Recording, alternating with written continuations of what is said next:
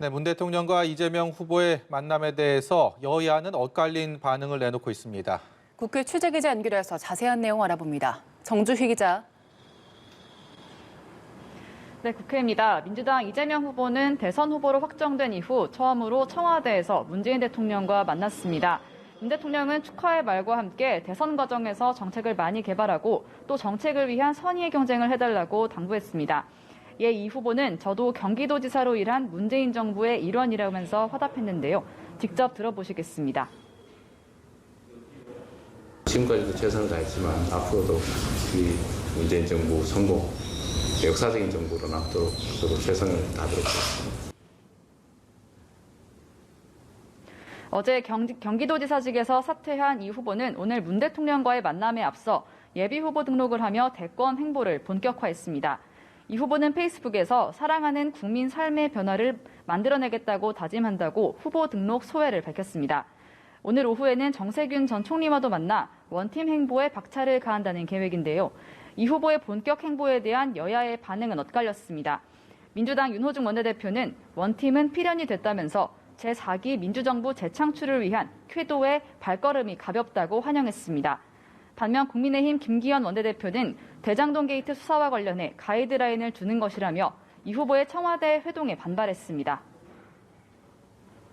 네, 국민의힘은 박정희 전 대통령 서거 42주기를 맞아서 묘역을 참배했다고요? 네, 박정희 전 대통령 서거 42주기를 맞아 국민의힘 지도부는 현충원을 찾아 박정희 전 대통령과 유경수 여사 묘역을 참배했습니다. 이준석 대표는 박 전 대통령을 기리는 전통은 계속될 것이라고 밝혔는데요. 직접 들어보시겠습니다. 조국의 어쨌든 산업화와 발전에 헌신하신 박정희 대통령을 기리는 어떤 그 저희의 전통은 계속될 것이다. 네, 홍준표, 유승민, 원희룡 후보가 이 자리에 함께 참배했고 윤석열 후보는 개인 일정상 오후에 따로 찾았습니다. 윤 후보는 산업국가로 발돋움할 수 있는 기초를 닦아놓은 게 그분의 큰 업적이라고 했고 홍 후보는 10.26 사태는 비극적인 사건이었다고 말했습니다.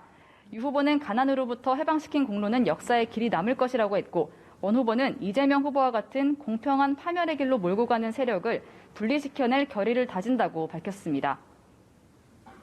네, 국민의힘이 녹취록을 공개하면서 대장동 공방이 거세지고 있는데 오늘 청와대를 상대로 한 국정감사 분위기 어땠습니까?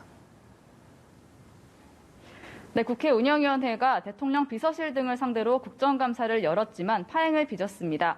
야당 의원들이 대장동 게이트 특검을 수용하라는 내용의 마스크를 착용하고 근조 리본을 달고 나와 이를 놓고 여야가 충돌한 건데요.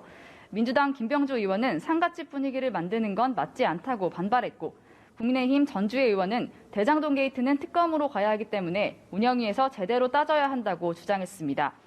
여야 의원들이 고성을 주고받으면서 감사는 중단됐고 이후에도 서로 파행의 책임을 떠넘기며 공방을 이어갔습니다. 민주당은 야당이 국감장을 대선 시위장으로 만들었다고 비판했고 국민의힘은 여당 후보 옹호를 위해 국감을 보이콧하는 사상 초유의 일이 벌어진 것이라고 반발했습니다.